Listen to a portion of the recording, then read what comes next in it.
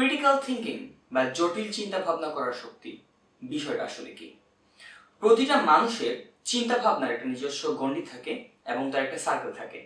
ওই সার্কেলের মধ্যে তার পরিচিত মানুষজন, তার জানার জনরা সবকিছু থাকে এবং যত দিন যায়, যত তার অভিজ্ঞতা বাড়তে থাকে, তার সার্কেলটা বড় হতে থাকে, তার চিন্তা ভাবনাও সেইভাবে প্রসারিত হয়।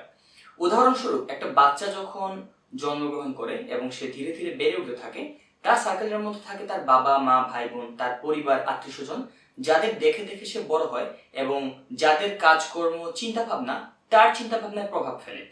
ধীরে ধীরে তার এই সার্কেলটা বড় হতে থাকে। যখন সে স্কুলে যায়, তখন তার সহপাঠীরা, তার শিক্ষক, তাদের মাধ্যমে তার চিন্তা ভাবনা প্রভাবিত হয়, তার সার্কেলটা কিছুটা বড় হয়।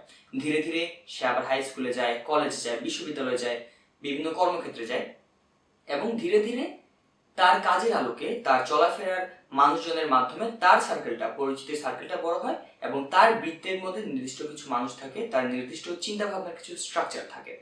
মজার বিষয় হচ্ছে, এই সার্কেলের বাইরেও আরেকটা দুনিয়া আছে, যেখানে কিনা অন্য চিন্তা ভাবনার মানুষরা বসবাস করতেই পারে, বা এমন মানুষরা বসবাস করে যাদের চিন্তা ভাবনার ধরন সম্পর্কে তার হয়তো আইডিয়া নেই, বা আমার আপনার হয়তো আইডিয়া নেই।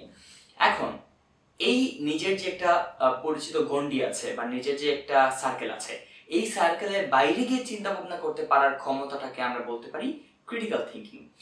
যেমন ধরুন, অন্য ধর্মের মানুষের প্রতি কিছু কিছু মানুষের একটা বিরূপ ধারণা আছে। সেই ধারণাটা কিভাবে তৈরি হয়? হয়তোবা তার সার্কেলের মধ্যে অন্য ধর্মের যে মানুষটা আছে, বা সে বেড়ে উঠতে উঠতে যে মানুষটাকে পেয়েছে, সে হয়তো কিছুটা অন্যরকম ছিল, যাকে তার হয়তো পছন্দ হয়নি। পরবর্তীতে সে যখন তার সার্কেলের বাইরের অন্য ধর্মের কোনো একটা এরকম মানুষকে দেখে, সে চিন্তা করে তার নিজের আঙ্গিকে, সে ভাবে তার পরিচিত যে মানুষটা ছিল, যাকে তার পছন্দ না, হয়তোবা সেই মানুষটাও তার মতো। কিন্তু সেই মানুষটারও যে আলাদা একটা জগৎ আছে, তার চিন্তা ভাবনা যে ভালো হতে পারে, বা তার চিন্তা ভাবনা যে অন্যরকম, এই বিষয়টা চিন্তা ভাবনা করতে পারার ক্ষমতাটাকে আমরা ক্রিটিক্যাল থিঙ্কিং বলতে পারি। এখন আপনার এই ক্রিটিক্যাল থিঙ্কিং এর এবিলিটিটা আপনি কিভাবে বাড়াবেন? তার জন্য অবশ্যই আপনাকে জানতে হবে, আপনাকে পড়াশোনা করতে হবে এবং আপনাকে আপনার নিজের গণ্ডির বাইরে, কমফোর্ট জোনের বাইরে গিয়ে মানুষের সাথে মিশতে হবে, চলাফেরা করতে হবে, আপনার পরিচিত সার্কেলটাকে বড় করতে হবে।